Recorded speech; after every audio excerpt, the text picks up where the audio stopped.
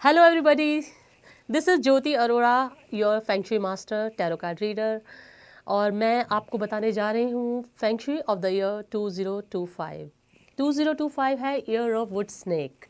और इस साल का पाची चार्ट है आपका पिलर चार्ट, जो कि इस साल के पूरे एलिमेंट्स के बारे में बताता है। जो इस साल के चार्ट में जो एलिमेंट्स हैं वो कैसे अफेक्ट करते हैं इस साल की एनर्जीज़ को, इस साल के ओवरऑल बैलेंस को, वो मैं आपको इस पर्टिकुलर वीडियो में बताने वाली हूँ। इसको ध्यान से देखिएगा, क्योंकि इससे जो इन्फॉर्मेशन मिलेगी उससे आप अपनी लाइफ को इम्प्रूव करने के लिए काफ़ी कुछ कर सकते हैं। अपनी जो है मिसिंग चीज़ों को आप किसी चीज़ से कंपनसेट कर सकते हैं और अपनी लाइफ को बेटर बना सकते हैं और प्रॉस्पेरिटी लक को इम्प्रूव कर सकते हैं। तो चलिए, पाची ऑफ द ईयर 2025 जो कि स्नेक ईयर है उसके बारे में हम बात करते हैं। तो अगर हम चार्ट की बात करें तो इस साल का जो पाची चार्ट है, इस चार्ट पिलर चार्ट के अंदर जब मैं देखती हूँ तो सारे एलिमेंट्स मौजूद नहीं हैं। इसमें बहुत सारे वाटर एलिमेंट्स नज़र आते हैं। वाटर एलिमेंट्स हैं, वाटर बहुत ज़्यादा एक्सेस में है। मुझे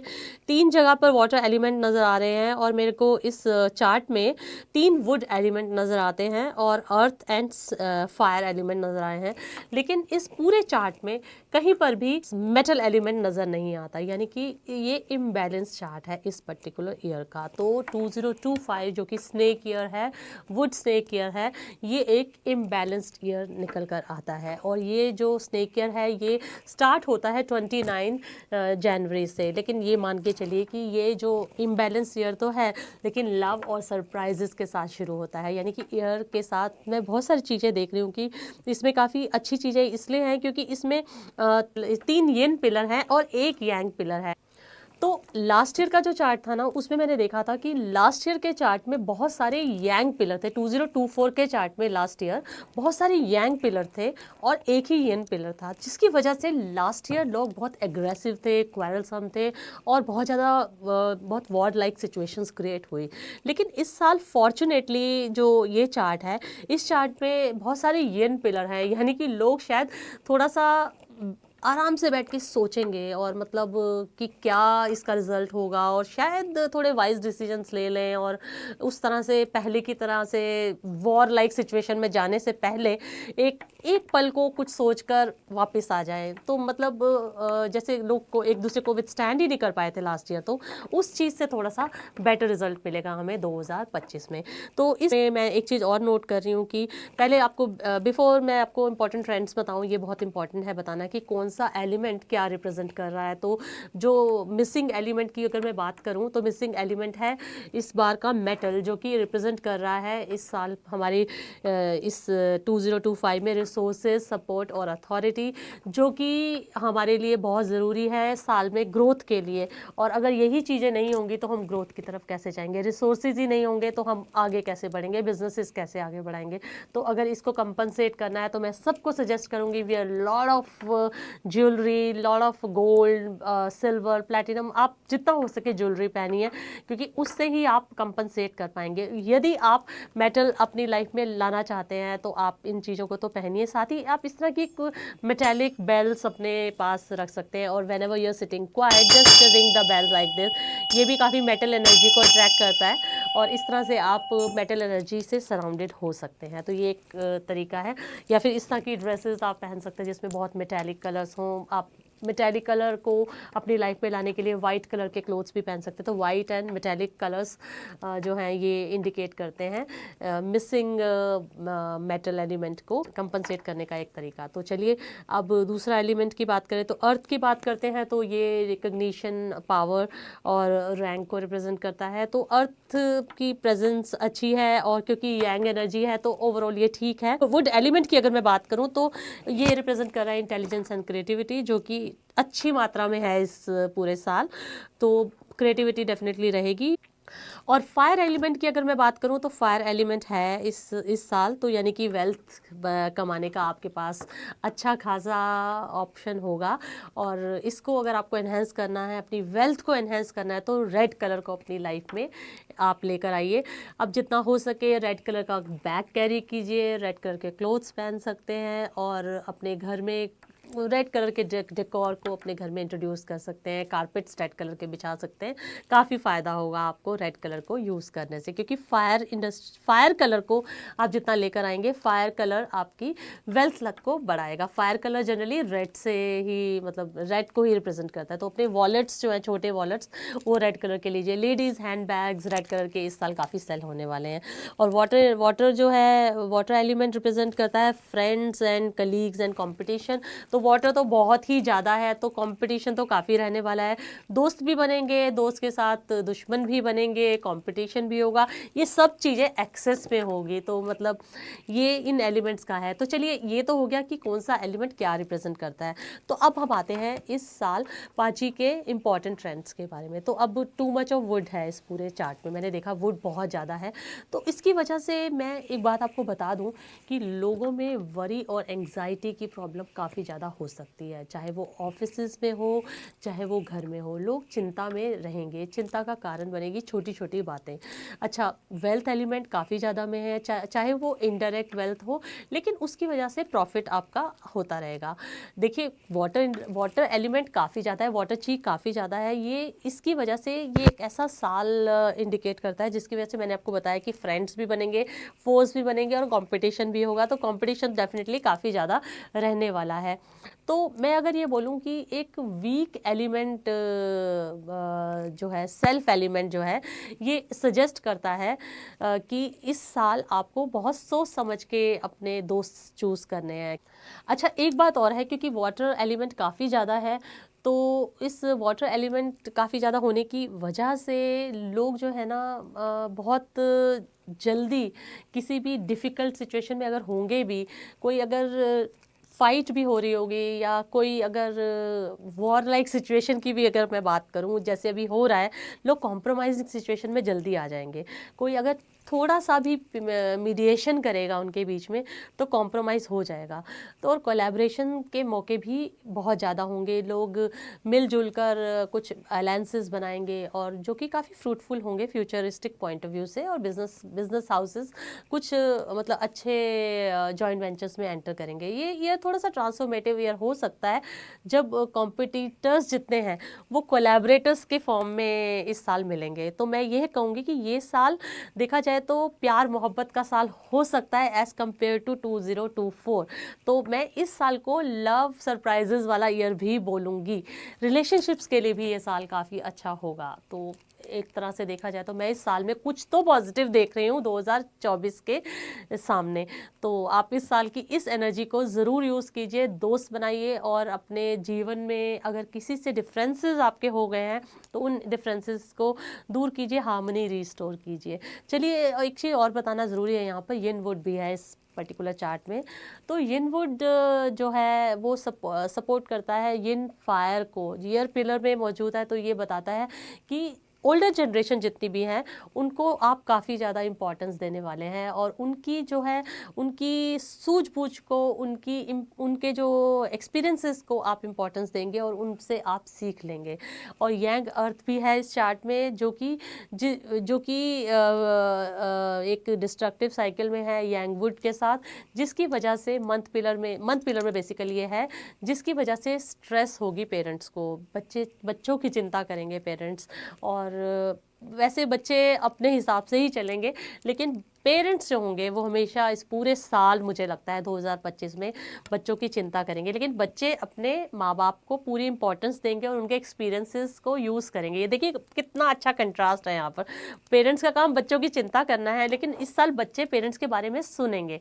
अच्छा, अब यिन वाटर की बात करें तो यिन वाटर मैंने कहा ना बहुत है, बहुत ज़्यादा है, और यिन वुड के साथ है, तो वो डे पिलर में स्ट्रेंथन करता है रोमांस लक को और मैरिज लक को। मैंने आपको पहले कहा कि ये साल बहुत अच्छा है, प्यार मोहब्बत से पेश आएंगे लोग। लेकिन देखिए, रोमांस लक को भी ये सपोर्ट करता है, मैरिज लक को भी सपोर्ट करता है। तो ये साल बहुत बहुत लकी है। अगर आप शादी के बारे में सोच रहे हैं, तो अगर आपके माइंड में कोई है तो आप शादी के लिए प्रपोज कर लीजिए, और इस साल शादी जो है ना बहुत ही लकी रहेगी। इस साल हार्मनी है हेवनली स्टेम्स में, यानी कि पीस और ट्रैंक्विलिटी ओवरऑल एग्जिस्ट करती है इस पूरे साल में। और इस साल जो भी रिश्ते बनेंगे ना, वो रिश्ते दिल के बनेंगे, और आप उन रिश्तों में मतलब बहुत प्रगाढ़ता होगी। और आप देखिए एक बात और है, क्योंकि रिश्ते बहुत अच्छे बनेंगे, तो अगर रिश्तों में आप एंटर कर रहे हैं ना, तो आप सोच समझ के एंटर कीजिएगा। तो मैं तो कहूँगी कि अगर आपका किसी के साथ रिलेशनशिप है और आप लोगों को लग रहा है कि आगे जा रहा है, तो आप फटाफट अपनी जन्म कुंडली मिलवा लीजिएगा, क्योंकि हो सकता है कि उसी के साथ आपकी शादी हो जाए। तो देखिए एक चीज़ और मैं देख रही हूँ कि स्नेक है और बोर है, ये दोनों एक क्लैश कर रहे हैं, तो इस चार्ट में मौजूद है। आप साथ में आप पांचवी चार्ट देखते रहिए। तो इसमें है, इसकी वजह से ट्रैवल रिलेटेड कुछ डेंजर मुझे नज़र आता है, ज़्यादा ट्रैवलिंग में डेंजर आ सकता है। वाटर रिलेटेड मिसफॉर्च्यून्स नजर आए, वाटर एक्सेस में है, तो यानी कि वाटर रिलेटेड डिजास्टर्स हो सकते हैं। अगर आप वाटर की कोई जर्नी कर रहे हैं, उससे मुझे लगता है कि उससे रिलेटेड कोई मिसफॉर्च्यून्स हो सकते हैं। तो लास्ट ईयर अर्थ रिलेटेड डिजास्टर्स थे, इस साल वाटर रिलेटेड डिजास्टर्स हो सकते हैं। तो इस साल जहाँ पर भी आप जाएं, आप ट्रैवल एमुलेट्स कैरी करें, प्रोटेक्टिव एमुलेट्स कैरी करें। तो जो भी आपके ज़ोडिक साइन के हिसाब से आपका बनता हो एमुलेट, वो आप कैरी करके चलिए। तो अर्थ ईयर्स वालों को मैं एडवाइस करूँगी कि किसी भी तरह का फाइनेंशियल रिस्क ना लें, और वेल्थ एनर्जी जो है वो काफ़ी वीक रहने वाली है आप लोगों की। उनके लिए मैं एडवाइस करूँगी कि उन्हें किसी भी तरह का इस साल 2025 में स्नेक ईयर में फाइनेंशियल रिस्क नहीं लेना चाहिए, क्योंकि जो उनकी जो वेल्थ एनर्जी है काफ़ी वीक है। तो याद रखिएगा, अर्थ ईयर में जिनका जन्म हुआ है उनको नहीं लेना है रिस्क। अच्छा, अब दूसरी बात यह है कि क्योंकि 2 ऑस्पिशियस स्टार्स हैं इस पूरे चार्ट में, तो मैं ये ऑस्पिशियस स्टार्स का इन्फ्लुएंस लोगों की इंटेग्रिटी पर और उनकी मॉरल रिस्पॉन्सिबिलिटी पे बहुत ज़्यादा पड़ने वाला है। एक और स्टार है जो इस पूरे चार्ट में बहुत ज़्यादा डोमिनेंट है, वो है ट्रैवलिंग हॉर्स स्टार।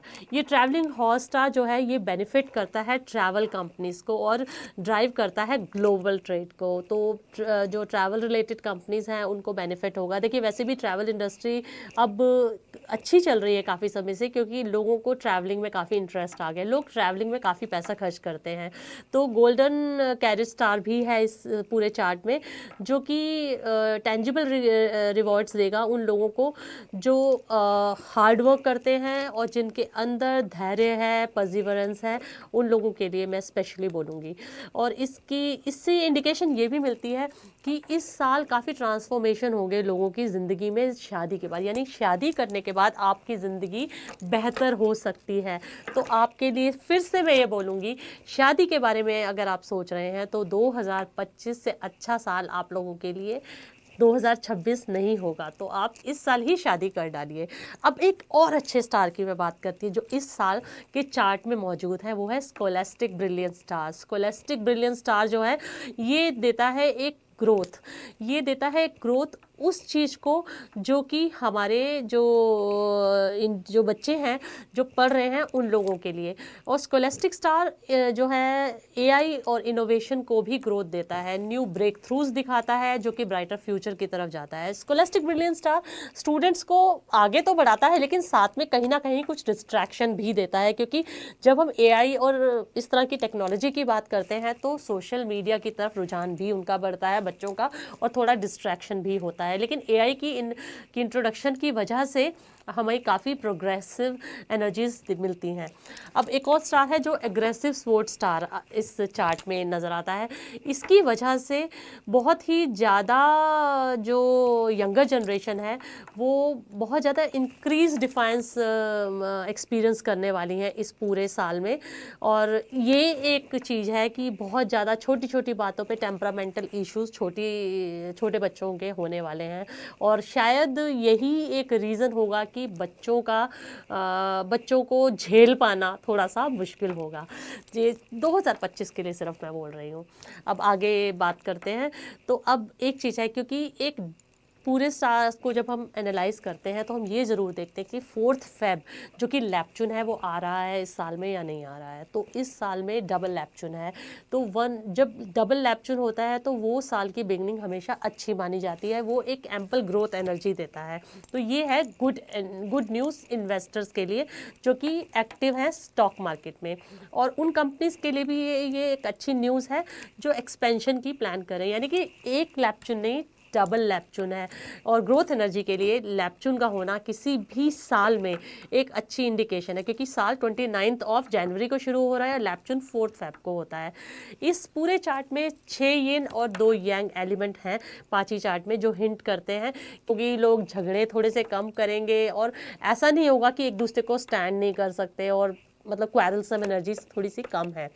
अच्छा, एक चीज़ है जो मुझे और नज़र आ रही है कि मेटल कम होने की वजह से थोड़ी सी प्रॉब्लम ज़रूर है, लेकिन एक्सेस ऑफ वुड भी है इस चार्ट में, और लैक ऑफ रिसोर्सेज मेटल की वजह से है, जो हाईलाइट करता है importance of proper supply chain management. तो सप्लाई चेन मैनेजमेंट को इम्प्रूव करने के लिए हमें मेटल रिलेटेड इंडस्ट्रीज़ के लिए कुछ ना कुछ करना पड़ेगा, उनके लिए थोड़ा सा एक डिफ़िकल्ट ईयर हो सकता है। और रिसोर्सेज की कमी है क्योंकि metal is missing in the chart. इसीलिए मैं पहले भी बोल चुकी हूँ, अब फिर से बोल रही हूँ आप लोगों को, जितने हो सके प्रेशियस मेटल ज्वेलरी को पहनिए, कलर्स जो है उससे एसोसिएटेड जैसे वाइट है उसको पहनिए, ताकि इस साल का पूरा बेनिफिट आप उठा सके, पूरे पोटेंशियल का आपको फ़ायदा हो और इस साल की एनर्जीज़ को आप हार्नेस कर सके, ताकि ये जो स्नेक ईयर है 2025 ये आपके लिए एक अच्छा साल साबित हो और आपके लिए love, luck, prosperity and lot of happiness लेकर आए। तो इसी के साथ मैं आपसे लेती हूँ इजाज़त। Have a good year.